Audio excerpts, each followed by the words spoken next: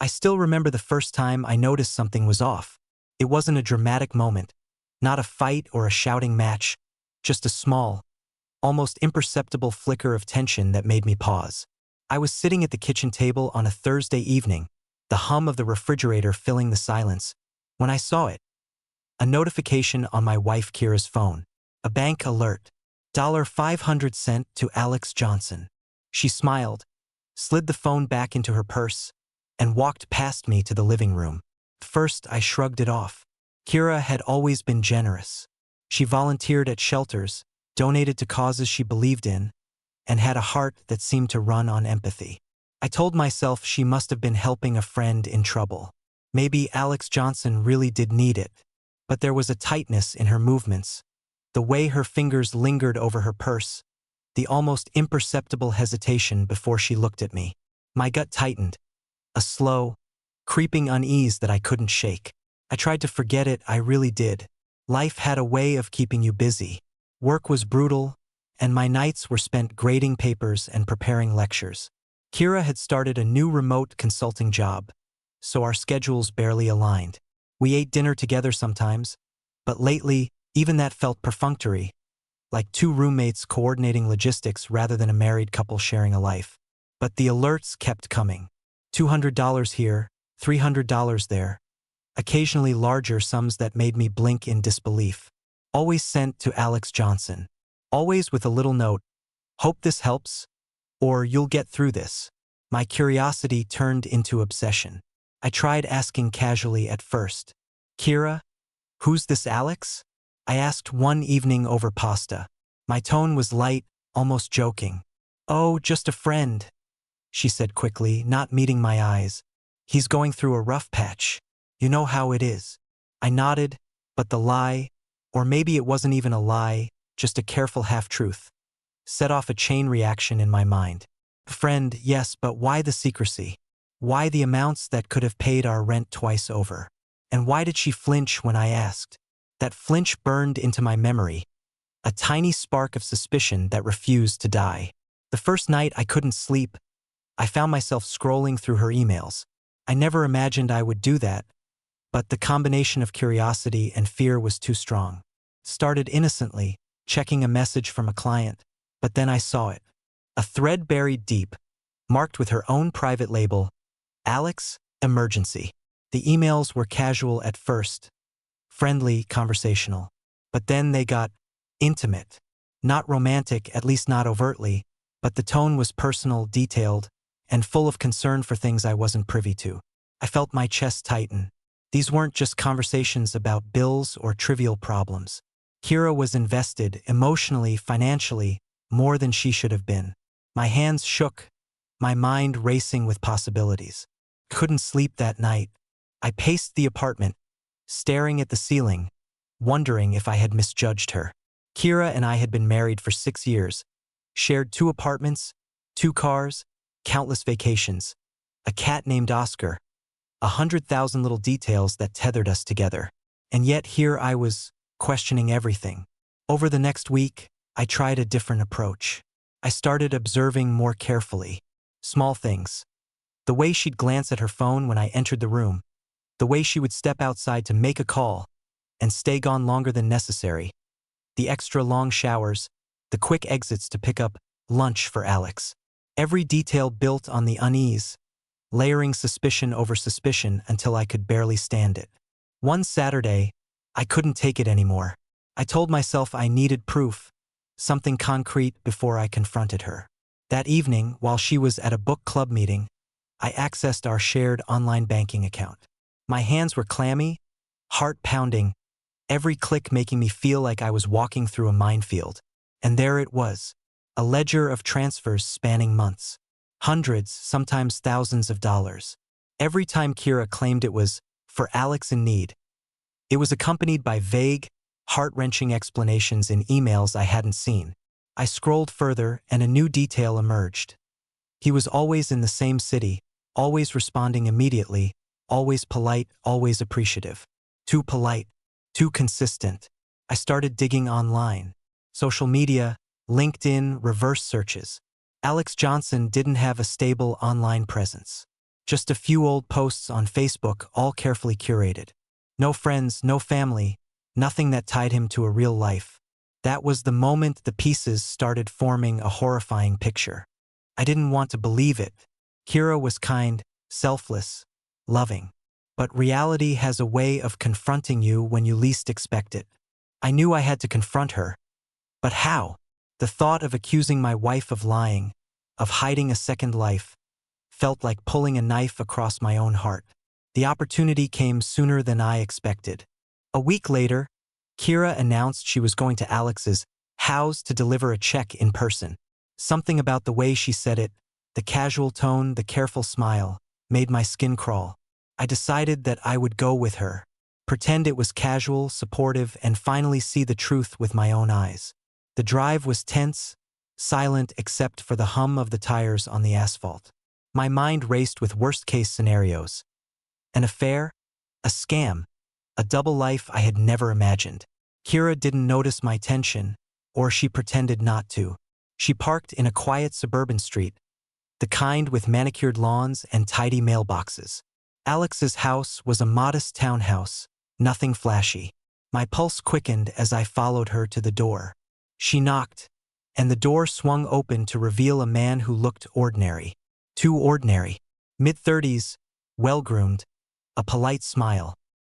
He greeted Kira warmly, and then turned to me, eyes narrowing slightly. "Hey, you must be Alex," I stammered. "No, I'm John," he said smoothly. "Kira told me you might come by." Something in the tone made my stomach drop. This wasn't Alex Johnson. Who was he? And what was he doing with my wife? Kira's smile faltered just slightly, a flicker I caught. "John, this is just someone helping me with paperwork," she said, voice tight. Paperwork? My heart pounded, every instinct screaming at me that I was on the edge of a revelation I might not be ready for. The conversation continued, awkward, tense, polite. And then John excused himself for a moment, and Kira turned to me, her eyes filled with panic, real, tangible panic. "Hasib, we need to talk," she said, gripping my arm.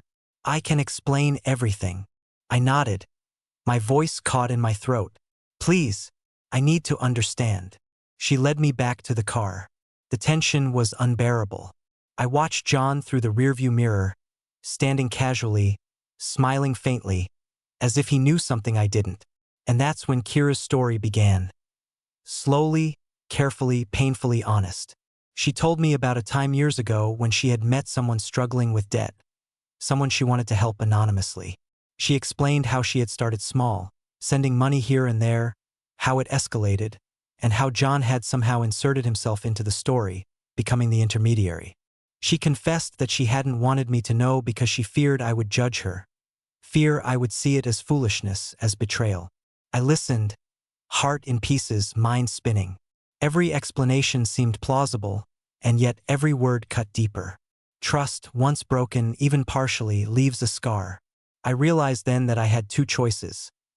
Let this destroy us or dig into the truth, fully and completely, to understand what had really happened. That night I couldn't sleep. I went back through every transfer, every email, every subtle lie or half-truth.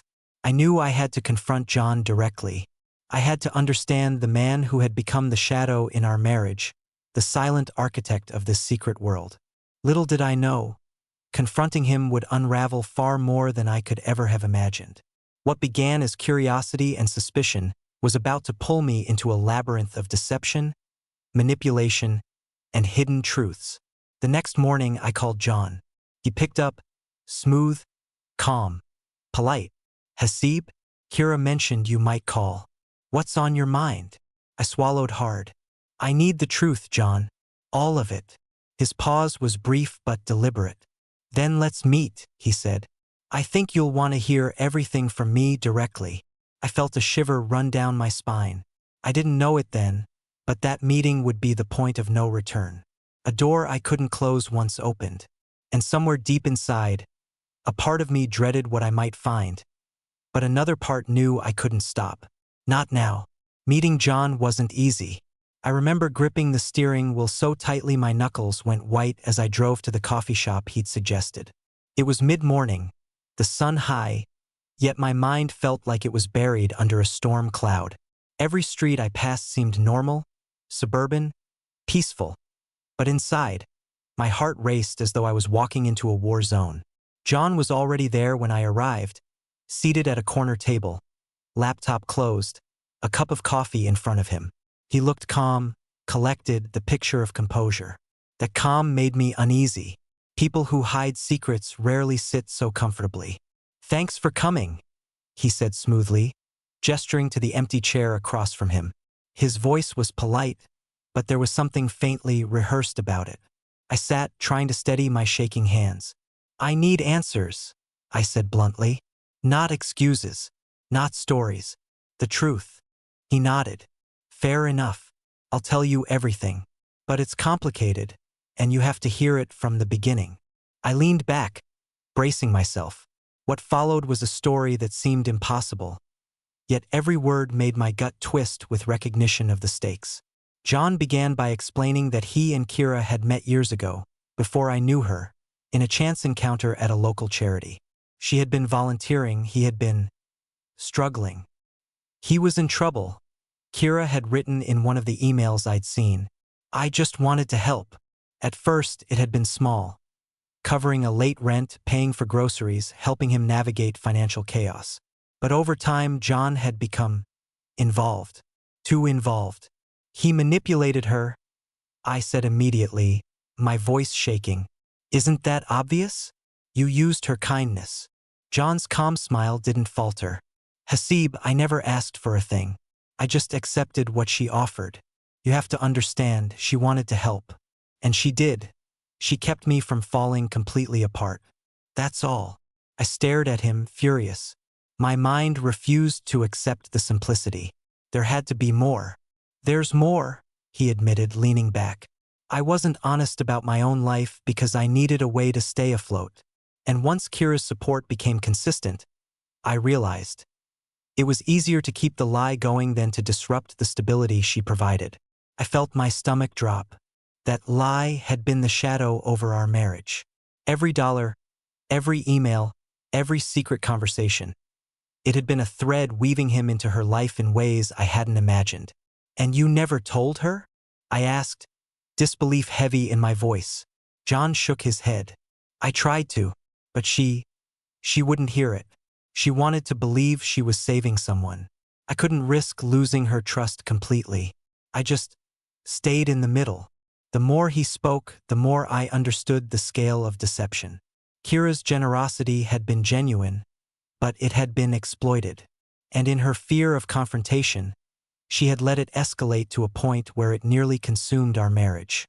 After that meeting, I went home, my mind a storm of anger, fear, and confusion. I didn't know how to face Kira. She had been sincere in her intentions, but the secrecy had created a wall between us. And now, after hearing John's version, I realized the web of lies was far more tangled than I had imagined. That evening, I confronted Kira, sitting her down in the living room, the soft hum of the air conditioner filling the silence between us. "Kira, I met him," I said, voice low but steady. "John. He told me everything." Her face went pale. She bit her lip, eyes glistening. I didn't want it to get this far," she whispered. "I thought I was helping someone. I never wanted to hurt you. I never wanted this to become a secret between us." "I know," I said, trying to keep my own emotions in check. "But it did. And now I need to know why it got so big. Why so much money? Why the lies?" She looked down at her hands, trembling slightly. "Because he made me believe I was saving him. And every time I tried to stop, something happened. A debt, a problem, a crisis, and I felt responsible. I didn't know how to say no. And I was scared. Scared you'd think I was reckless, or worse, that you'd judge me." I reached for her hands. "Kira, I would never judge you for wanting to help. But secrets, hidden money, lies, that's what destroys trust. Not the helping." We sat there for a long time, silence stretching between us, filled with the weight of unspoken confessions and the relief of finally speaking the truth. But even as the tension eased slightly, a new fear crept in. What if John didn't stop? What if his presence continued to pull her and us into chaos? The next few days were tense. I tried to piece together the financial trail, going over every transfer, every email, every small note she had sent. I created spreadsheets, tracking dates, amounts, and messages, trying to understand the full scope of the situation. What I found was staggering. Months of financial support, escalating in size, all while Kira had been balancing her own life, her own bills, without ever asking me for help. The generosity was admirable, but the secrecy had created a dangerous imbalance. One night, while Kira slept beside me, I lay awake, staring at the ceiling. I realized that trust wasn't something you could repair overnight. It had to be rebuilt slowly, piece by piece. And if we were going to survive this, we needed a plan. I couldn't allow John to remain a shadow over our marriage.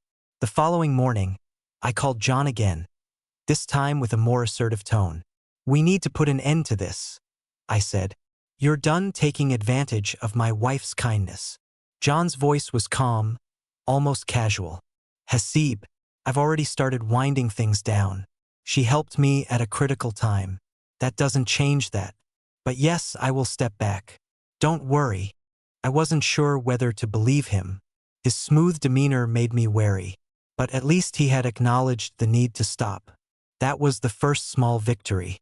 Over the next weeks, Kira and I began rebuilding our relationship. It wasn't easy. There were days of tension, lingering doubts, and unspoken fears. We attended counseling sessions, talked through feelings, and shared vulnerabilities we had hidden for years. I realized that while the deception had been painful, it had also revealed the depths of her empathy, her courage, and her commitment. One evening, a month after the confrontation, we sat together on the couch, hands entwined. "I'm sorry," she said softly, "for keeping it from you, for letting it get out of control. I thought I was helping, but I see now that I should have trusted you with the truth." "I know," I replied, squeezing her hand. "And I'm sorry too, for doubting you, for letting suspicion take over. We're here now, and that's what matters. We'll rebuild. Together." For the first time in months, I felt a weight lift from my chest. The tension that had haunted our home, our conversations, even our quiet moments, began to fade. Trust, fragile as it was, started to grow again, nurtured by honesty and patience. But even as we moved forward, I couldn't ignore the lessons of the past. I learned to ask questions, to communicate openly, to recognize that love doesn't mean ignoring red flags or swallowing suspicion. And Kira learned that honesty, even when uncomfortable, is the foundation of any lasting relationship. It wasn't perfect. There were still moments of doubt, small sparks of fear that the past might return. But each day, each conversation, each shared smile, strengthened the bond between us. And slowly, the shadow of John, the intermediary, the catalyst, the secret, faded from our lives, leaving only the reality we had chosen together. And then came the unexpected twist that neither of us anticipated. A letter arrived, addressed to Kira, postmarked from a city hundreds of miles away. It was from someone claiming to be Alex Johnson, the friend in need she had helped so faithfully. But this Alex claimed he had never met John, never received any of the money directly. Instead, he explained that John had created the entire identity of Alex Johnson to exploit her generosity. Every email, every crisis, every plea for help, it had been a fabrication. Kira read the letter aloud, her voice shaking with disbelief. "Hasib, it was all a lie. John invented him. Every time I thought I was helping, I was just being manipulated." Anger surged through me, hot and raw, but it was quickly replaced by admiration for Kira. She had been targeted, deceived, and yet she had handled it with grace, compassion, and integrity. I realized then that the true challenge wasn't just uncovering the deception. It was overcoming it together. We called the authorities, reported John, and began the process of untangling the web he had woven. It was slow, frustrating, and exhausting. But through it all, Kira and I grew closer. We had faced a betrayal that could have destroyed us, and instead, it strengthened our bond. As the weeks turned into months, life slowly returned to normal. We traveled together, laughed together, and rebuilt a sense of security and trust that felt almost miraculous after everything that had happened. The ordeal had left scars, but it had also revealed resilience, empathy, and the enduring power of love. And through it all, I understood something crucial. Love isn't just about grand gestures or perfect decisions. It's about weathering storms together, confronting deception, facing uncomfortable truths, and choosing each other every day, no matter how dark the night may seem. The letter from the real Alex Johnson changed everything. I remember holding it in my hands, Kira sitting beside me, her fingers trembling as they traced the edges of the paper. It was almost surreal. After months of fear, suspicion, and hidden transfers, we finally had clarity. The man who had haunted our marriage, manipulated our lives, and hidden behind a fabricated persona was John, not Alex. Alex was real, somewhere out there, completely unaware that his identity had been weaponized. Kira read the letter aloud again, slower this time, as if speaking each word would make it more tangible. He says he's fine now. He never asked for help, never knew about John. Her voice broke, and I felt my chest tighten. She had been deceived, and yet she hadn't wavered in her instinct to help. She had been played, yes, but she had acted out of pure empathy. That realization made my anger toward John almost unbearable, but it also deepened my admiration for her. I looked at Kira, really looked at her, the woman I had loved for years, whose kindness had almost destroyed her, yet who had survived it with grace. Kira, you did the right thing, I said softly. You helped someone. You were tricked, but your heart is still gold. She shook her head, tears spilling over. I feel so stupid. I should have seen it, Hasib. I should have. I took her hands in mine. No. You trusted someone. That's human. That's love. And we're alive together. That's what matters. Everything else can be fixed. We decided immediately to take action. John had to be held accountable, but more than that, we needed closure. We gathered every email, every bank transfer, every note he had sent, and compiled a full dossier. The process was exhausting. Kira had to relive the manipulation, and I had to confront my own guilt for not noticing sooner, but it was necessary. Justice, even in small measures, would help us reclaim our lives. We filed a report with the authorities. It wasn't a dramatic arrest story. John was smart, careful, and had left almost no direct evidence linking him to the deception. But the authorities took our case seriously, documenting fraud, misrepresentation, and the financial manipulation he had perpetrated. Months of investigation followed, with phone calls, subpoenas, and background checks. It was tedious, infuriating, and often emotionally draining, but every step forward felt like peeling away the shadow he had cast over our lives. While the legal side unfolded, Kira and I focused on rebuilding our relationship. It wasn't a sudden fix, not at all. There were nights of silent tension, mornings where old suspicions resurfaced, and moments when one glance at her phone would make my stomach churn. But we committed to honesty, to transparency, to walking through the hard days together instead of apart. We created new rules. Financial transparency became a cornerstone of our marriage. Every donation, every transfer, every act of generosity, especially when it involved strangers, was discussed. We set boundaries together. No more secret payments, no more intermediaries, no more shadows. And yet, we didn't stop being generous. If anything, our experience deepened our empathy. We decided to focus our resources locally, donations to community shelters, mentoring programs, and organizations that helped people directly, where we could see the impact. Our generosity became structured, intentional, and free from manipulation. We were learning to love each other and the world without letting deceit infiltrate our lives. Months passed, and slowly, the weight of the past lifted. We celebrated small victories, a normal night of dinner without tension, a weekend hike where our only concern was who would win the trail race, quiet evenings on the couch laughing at an old movie. Trust returned gradually, like sunlight breaking through storm clouds. Every shared smile, every heartfelt conversation, every small acknowledgement of the past's hardships strengthened us. And then, unexpectedly, we heard from Alex Johnson himself. The real Alex had received the letters that John had never sent him, and he was confused, concerned, and ultimately relieved to find out that Kira's generosity had been genuine, even if misdirected. We spoke over a video call, and the encounter was surreal. A stranger whose life had been used as a pawn now standing as a witness to our truth. Alex thanked Kira sincerely, expressing gratitude for her intentions, and offered to meet in person someday. That call was a turning point. For Kira and me, it was the final confirmation that we had been manipulated, but also the final reminder that kindness, even when misused, was never wasted.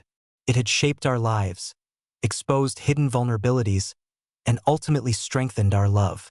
By the end of the year, John had faded from our lives. The authorities had closed our case with a formal warning and record of misconduct. We never heard from him again. And more importantly, the shadow he had cast, the fear, the tension, the secrecy was gone. Our relationship had evolved. It was no longer just about love or attraction. It was about resilience, communication, and the ability to survive betrayal without letting it define us. We learned to trust, to question, and to forgive, not because he deserved forgiveness, but because we deserved peace. One evening, as we sat together on the balcony overlooking the city skyline, I watched Kira's face light up in the glow of the sunset. She laughed at a joke I had made, and for the first time in months, I felt completely free of the tension that had haunted me since the first suspicious bank alert. "Do you think we'll ever fully get over it?" she asked, her head resting on my shoulder. "I don't know," I admitted. "Maybe not, but maybe that's okay. Maybe it's not about forgetting. It's about moving forward together, stronger than we were before." She smiled, the warmth in her eyes reflecting the city lights. "Together," she whispered. I pulled her close, holding her tighter than ever, feeling the weight of the past lift, replaced by something far more enduring. Hope, love, and the unshakable knowledge that we had survived the storm. And as we sat there, hands entwined, I realized that life would always be unpredictable. People could deceive, secrets could fester, and darkness could creep in uninvited. But the bond we had forged, through confrontation, honesty, and unwavering empathy, was stronger than any deception, more powerful than any shadow. Kira reached for my hand, her fingers lacing through mine. "Hasib, thank you," she said softly, "for believing in me, for staying." I smiled, pressing my forehead against hers. "Thank you for never giving up. On me, on us." We stayed like that for a long time, simply breathing together, sharing the quiet victory of survival. And for the first time in a long while, I knew we were safe. Not from the world, not from deceit, but from losing each other. That realization, more than anything, filled me with peace. The experience left us wiser, more aware, and more deeply connected. It reminded us that love is not flawless. It's messy, fragile, and complicated. But it also reminded us that love is resilient, that when tested, it can survive, adapt, and even flourish. Looking back, I know we were lucky. We had faced one of the most insidious forms of betrayal and come out the other side not broken, but stronger. And as we stepped forward into our lives together, I carried with me a promise: to cherish, protect, and honor the bond we had rebuilt. And that is why I share our story today. Not to expose shame, not to dwell on betrayal, but to show that even in the darkest moments, love and trust can survive. That generosity, even when exploited, is never wasted. And that the courage to confront the truth, painful, uncomfortable, terrifying, is the first step toward reclaiming your life. If you've ever faced deception, betrayal, or secrets that threaten to destroy what you love, know this: you are not alone. Healing is possible. Trust can be rebuilt. And love, the real, enduring kind, can survive even the most impossible odds. If you want to hear more stories like this, stories of suspense, resilience, and the power of human connection. Make sure to subscribe. There are more stories waiting, each one reminding us that the human heart, even tested, is capable of extraordinary strength.